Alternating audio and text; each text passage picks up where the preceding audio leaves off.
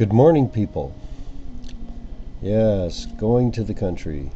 Nice little song by, of course, my favorite artist, Bruce Cockburn. Well, my favorite Canadian acoustic guitar and vocalist. Excuse me here while I sip some of my wife's lovely coffee. It's 4:12 a.m. and it's a good time for me to be in the shower. So because the children are sleeping and the wife, is sleeping, and hey, well, that's how I roll, as they say. Today's topic is a little bit about the law. A little bit about the law. A little bit about the law.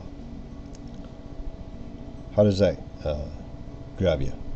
Okay, hold on here. I'm going to have another slurp of coffee. Not quite awake yet, even after my shower.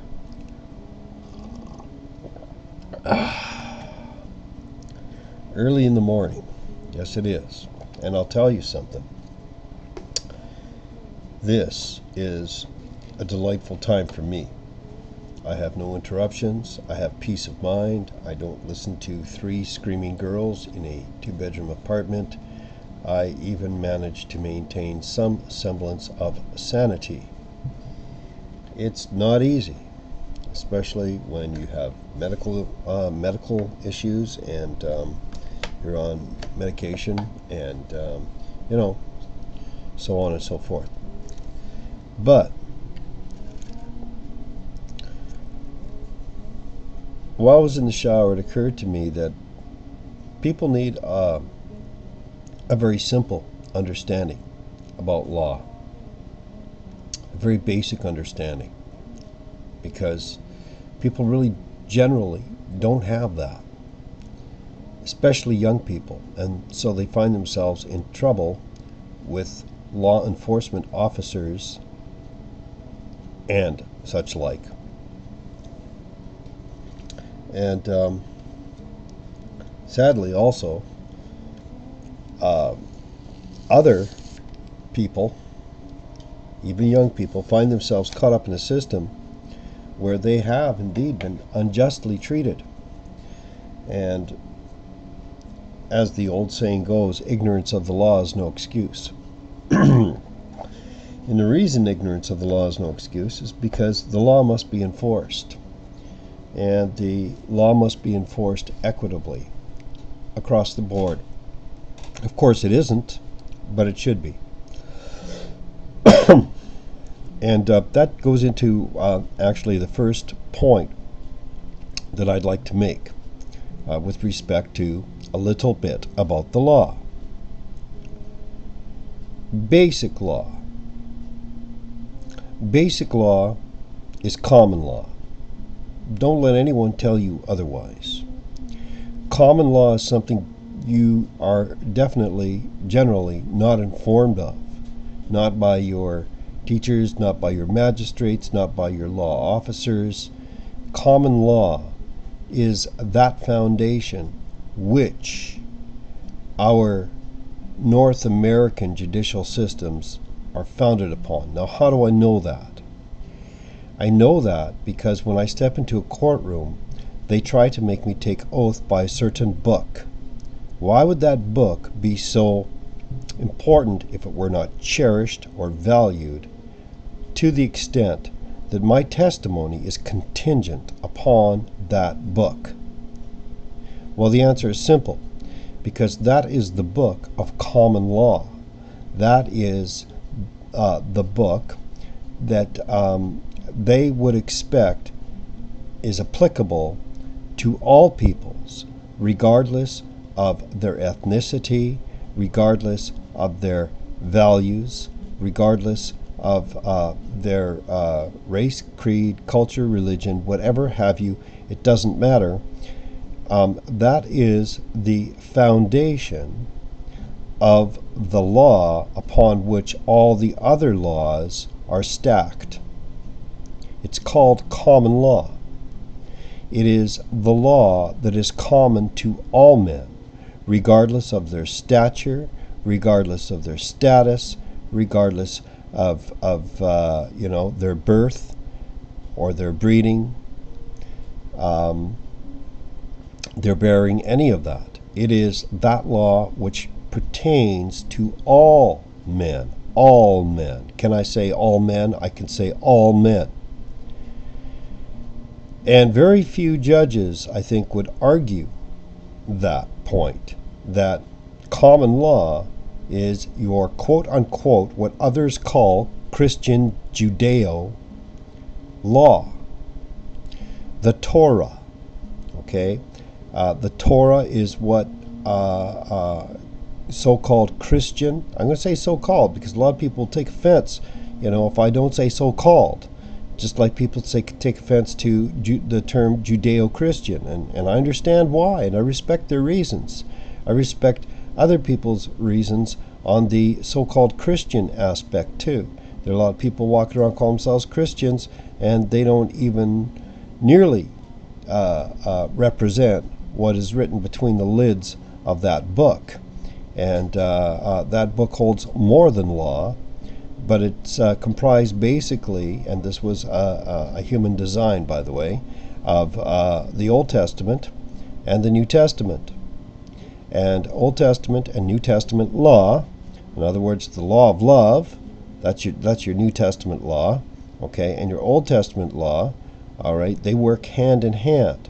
Thou shalt not steal, thou shalt not kill. And that Hebrew word kill isn't just like as we kill a plant and when we cook it and eat it. It more closely resembles murder. But we don't actually have an English word that answers it specifically, because there are other forms of killing that aren't necessarily murder, but they are also considered unethical and immoral. All right? We have things like manslaughter, for example. But anyway, I digress. So, point one, common law is that law which is common to all men, regardless of their status, or their breeding, or their background, ethnicity, or culture. Okay, that's common law, all right? And common law was practiced in England and is still actually legitimate law in England, okay? And that means it's legal. It's legal to practice that law. Kind of humorous there. What people need to understand about the law is that the foundation upon which all law is stacked is common law. Next, we have something called civil law. And from civil law, common law is interpreted. It is interpreted, and people make various laws, man-made laws, I might add, supposedly based upon common law. And I say supposedly because I will say right now, and I'd like to take the opportunity right now to state, here's point number 2. Write this one down. Point number 2. That which is legal is not necessarily lawful. And I say that because man has stacked a lot of quote-unquote laws that are not really laws, okay? They're policies, maybe some would call ordinances, all right? But they're not real laws. But they have been interpreted, or are supposed to be interpreted, on common law. In other words, love thy neighbor as yourself. You don't go and punch somebody in the head for no good reason. Self-defense is a different matter. Do you see what I'm saying? Because somebody's already punched you in the head, so to speak. All right? Love thy neighbor as thyself. The golden rule. Things like this. Civil law is supposed to be the product of those things. Interpreted law. Guidelines. Fine. And we need them. Of course we need civil law. Next we have martial law. Martial law is contingent on on admiralty laws, okay? And admiralty law is it's nasty. It's very nasty. First of all, admiralty law should never. Let me stress this. In fact, I'll make this point 3. Admiralty law should never apply to anyone on land, living, any landed individual, any person, once they are already living on the land or born. It's especially if they're born on the land, not born in the water, but born on the land. Admiralty law should not apply to that individual at all. At all. If they are born on that land, admiralty law should not apply to them at all. And I'll get into that later, because it actually is the law of the water. And but they don't want us to know this, okay? And when I say they, I say those who feign to have authority with the law, okay? Those magistrates and self-appointed people waving their paper degrees and trying to put us under admiralty law, water law, when we're living here on the land and we've been born on this land and it's our home and native land, and they're trying to judge us by admiralty law. Okay, I get a little annoyed by that, because many of our civil laws, rather than being based upon Torah and rather than being based upon common law, are actually based upon admiralty law, which is not applicable to people living on land. Okay, but may be applicable to immigrants upon entering a nation. All right, I might like to add that, because of course there's the port and there's the birth, and you know what I mean.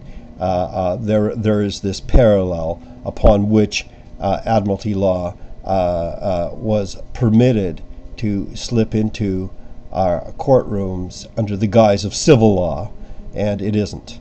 And then there's corporate law. Number 4, corporate law. Point 4, corporate law. Corporate law.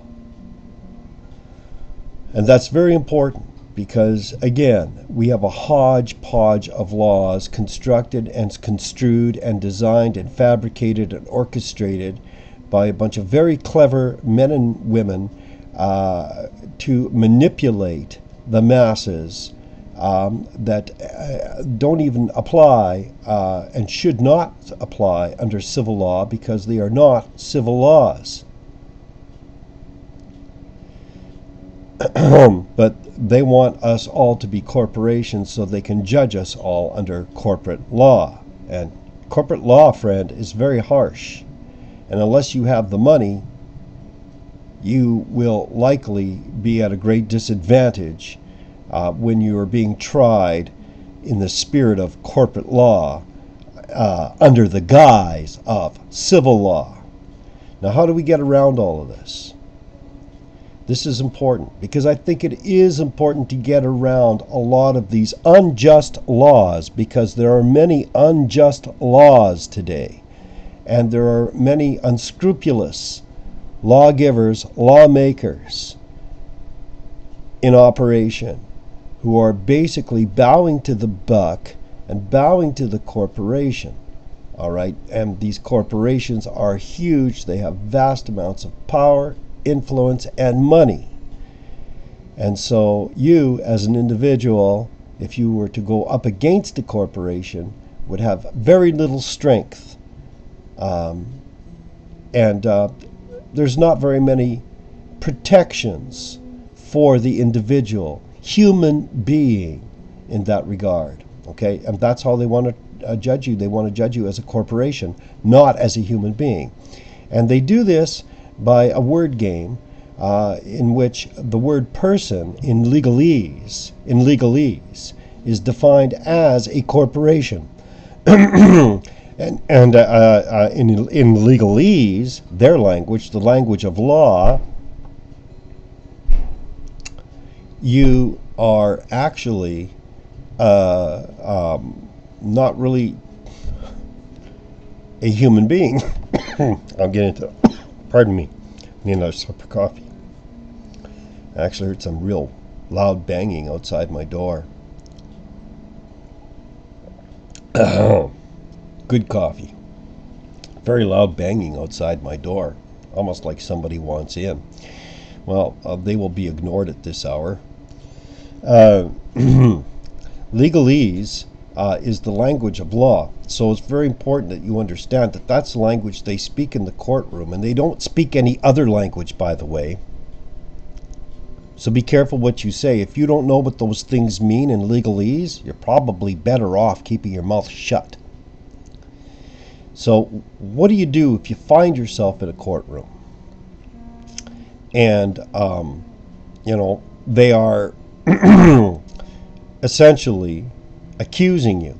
Okay, you are the accused. You've been accused of committing an offense, not necessarily a crime, but an offense. All right, and you're called before a judge. The first thing. Okay, this is point 5. Are you ready for this? Get your pens and paper out. Are you ready for this? Because this works in Canada law. This works in USA because of admiralty laws. This is your way of avoiding being tried under admiralty law, which is set in the guise of civil law and should not even be found in civil law, but is, friend. It is. And they use it under the guise of civil law. It's admiralty law hiding behind the mask of civil law, and you're being tried that way. So avoid civil law if you can, but you're going to be tried under civil law because that's the only one that they actually use to judge you with. I have not ever heard of a case of anybody being tried under common law, even though they make you take oath by a book or affirm by the book, which is the foundation of all their laws. In other words, common law, all right, you're never tried under that law. You're tried under civil law, generally, they say. But don't be fooled. Civil law is corrupt, brother. Civil law is corrupt, and there are corrupt lawgivers, lawmakers, and law enforcers. Here's how you work around it. The first thing you say, and you can be respectful and say your honor, that's okay. You can go that far. You can actually say your honor. That's fine. Of course, their interpretation of that might be different than yours. Their interpretation of that will be that you have acknowledged the authority of the judge. That's okay. It's okay to acknowledge the authority of the judge. It's also okay to tell the judge that you desire to be judged, that you have a right and a claim to be judged under common law. So point 5, your honor, ma'am, sir, you can say that, sir, it's not considered all that respectful for you to say sir to a judge in a court of law. Sir, ma'am, that is considered a respectful term. Please, I'm not going to go there right now. Ma'am,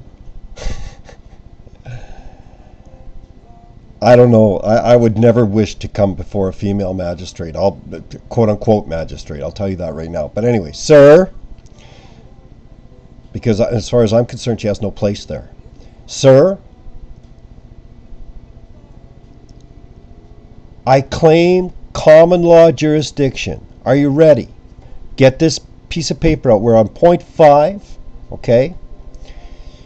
I claim, C-L-A-I-M, claim common law jurisdiction. Memorize those 4 words. The first thing you say to that judge, that magistrate, is, I claim common law jurisdiction. Memorize it. I claim common law jurisdiction. Memorize it. Memorize it. Memorize it. I claim common law jurisdiction. That is so important. As soon as you do that, okay, the judge will likely ignore you, all right, because they don't want to hear that. That's the last thing they want to hear, okay, in their courtroom, because it means that you have made your lawful claim to common law jurisdiction and are therefore exempt from being judged under civil law. And you do have a lawful claim if you really are a citizen of your country. You do have a lawful claim to being judged under common law. That means judged according to the Bible and not according to the laws of man. Now, and be careful with that too, because sometimes the laws in the Bible are harsher, as in adultery. All right. I hope I'm making some sense here. The next thing you say to that judge, yeah, I'm telling you what to say to the judge, because a lot of times people don't know what to say to the judge. And I waive all the benefits. That means you waive the benefits of the lawyers that they assign to you. And it also means that you don't have to plead anything anymore. You see, even if you reserve your plea, that means that you acknowledge their authority to judge you under civil law. So don't say, I reserve my plea. Okay? And don't plead guilty, and don't plead not guilty. You've already claimed common law jurisdiction. The judge has to acknowledge that. The judge is obligated to acknowledge that and must give you a common law trial. Must. It's the law. Must. Not, no, it's the law. They must. Okay? And if they don't, because they're rusty on common law, that's their problem. That's not your problem. I waive the benefit. I waive the benefit. Just leave it at that. Don't add too many words. I waive the benefit. Very simple. I waive the benefit. That means you don't take any duty counsel. You don't take anything from the prosecution. Basically, you're saying you're a house of cards. Until you try me under common law, you are all a house of cards. What you have done is you have removed their power. You agree to something, you're going into a contract, okay? Law is all contractual, and until you give consent, the contract is not binding. The moment you give consent, the moment you say, I reserve my plea, you've entered into the contract, okay? No, you cut to the chase. You say to the judge, I claim common law jurisdiction, and I waive the benefit. If the judge asks benefit of what, you say the benefit of a lawyer, the benefit of civil law. I want to be tried under common law, Your Honor. I believe that's my right, that being the foundation of all law. Maybe they'll get it, maybe they won't. But it's so important for you as an individual to realize that, because if you agree that you're a person, they've got you. Now they can try you under corporate law and nail you. You throw away the key. They can do what they like with you now, according to the definition of law and the legal definition of a person. Don't ever say you're a person in a court of law, okay? Because a legal person is a corporation in a court of law. And it means you just told the judge you're a corporation. Okay? Just letting you know. Just letting you know. No, you're claiming common law jurisdiction. Most judges will throw the case, if it's not really a very serious offense, most judges will throw the entire case out of court. All right? Seriously. Because they don't want the bother of trying to have to make sure that they are judging you correctly under common law. All right? Most judges will just throw the case right out. All right? They're not going to be impressed, but they will generally give it up. You may be involuntarily detained for a time, and I'll tell you why. Because there's new laws in Canada now where they've done that. They've instituted these laws. And the reason they're doing that is because they realize people are getting hip to this. They're starting to realize that people are saying, no, I'm not going to be tried under maritime law or admiralty laws. I'm a landed person. Not only am I landed, but I was born here. This is my birth, not, the port. I've got a grounded claim here. You can't try me under your water laws. You can't try me under your bogus laws. Well, that's what they are. Admiralty laws are bogus laws. And what they do is they put a civil law mask on Admiralty law, and then they try you under the rules that apply to Admiralty law. Guess what? They're not applicable. They're not applicable. And many of our laws under civil law are not applicable.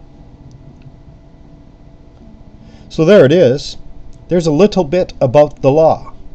And I think that you would greatly benefit by knowing this and understanding that really, when it comes right down to, the crunch, I would say that common law is the best law there is, because it's biblical. It's biblical. It's a good law. So there it is. God bless you. Thank you so much for listening. Your comments are invited. This is Edward King signing off. God bless you and have a great day. In Jesus.